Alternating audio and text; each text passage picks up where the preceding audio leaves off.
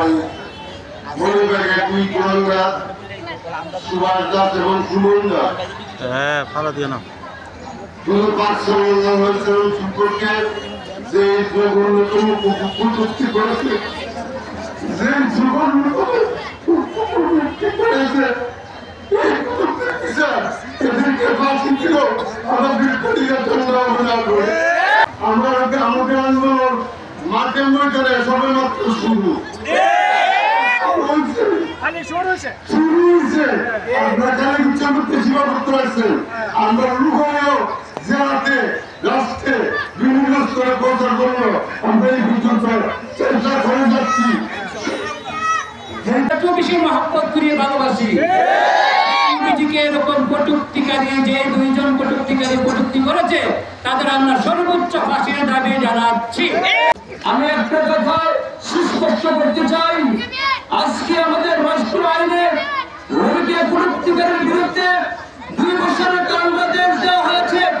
আমি মনে করি এই যে আইন, এই আইন নবীর ইজ্জতের সাথে উপহাস করা হয়েছে। বাতিল করে আল্লাহ রাসূলের ইজ্জতের যারা কটূক্তি করবে তাদের বিরুদ্ধে ফাঁসির রায় কার্যকর করতে হবে। আইন না থাকলেও আমি এই দাবি করছি সুমন দাস এবং সুভাষ দাসের সর্বোচ্চ ফাঁসি দিতে হবে। এমন আন্দোলন করবে আমরা মুসলিম দেশ, তারপরে আমাদের দেশে বারবার ধর্ম বিভিন্ন ভাবে আমাদের নবী এবং আল্লাহকে নিয়ে কটাক্ষ করা হয়। সুনির্দিষ্টভাবে রাষ্ট্রীয়ভাবে তাদের বিচারের কোন আইন প্রণয়ন করা হয় নাই। আমি সরকারের কাছে অনুরোধ করবো এই কালীপক্ষের জনসভা থেকে যাতে সংসদ সংবিধান পরিবর্তন করে হলো, নতুন আইন প্রণয়ন করে হলো, ধর্ম নিয়ে যারা কটূক্তি করবেন তাদের সর্বোচ্চ শাস্তি ফাঁসি নিশ্চিত করা হোক। উপরে এই জঘন্যতম অপবাদ যে তাদের ফাঁসি ছাড়া আর কোনো কিছু আমরা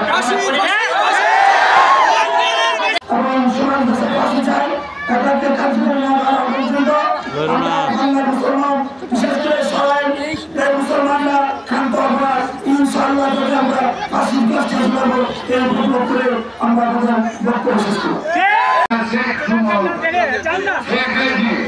শেখ সুমন ভাই মিস্টার আইডিয়া হেড করে সদস্য আল্লাহ রাসূল সাল্লাল্লাহু আলাইহি ওয়াসাল্লামের যে কুটুক্তি করছে এই কুটুক্তির জন্য একটু আগে মসজিদে হুজুরে বসে আল্লাহ বক হেরদুম কখনো যাবি না দাও। আর আমি প্রকাশ্য আপনাদের সামনে বলছি আল্লাহ বক তাড়াতাড়ি যাবি না।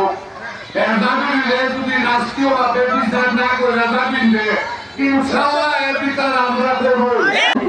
মাথা ছাড়া হয়ে মাকে বলতে আসি রোগীর বিরুদ্ধে কেউ কথা বলে তার বিরুদ্ধে আন্দোলন করতে সবসময় ছিলাম, এখন আছে, ভবিষ্যতে থাকবো। ফাঁসি ছাড়া আমরা অন্য দেশের মানি না।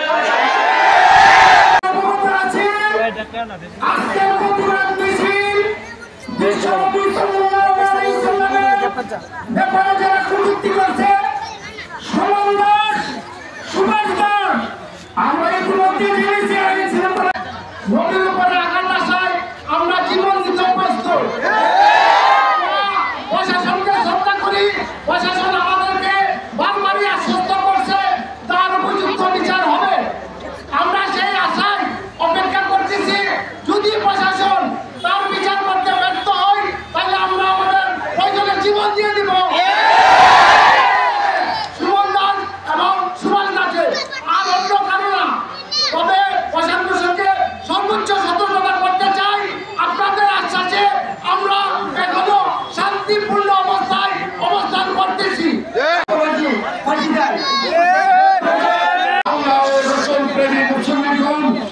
আসসালামু আলাইকুম।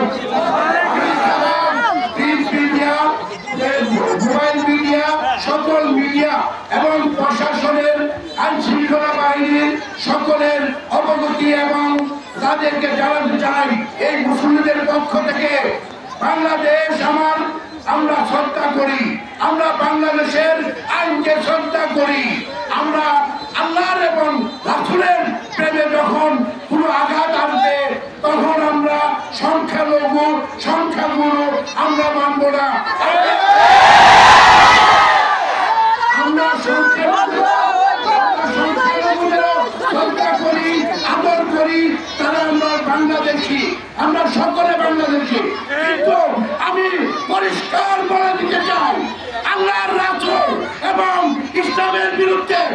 যদি কোনো কটূক্তি বা অশালীন বক্তব্য আছে আমি নিজে আইন হয়ে দাঁড়াবো।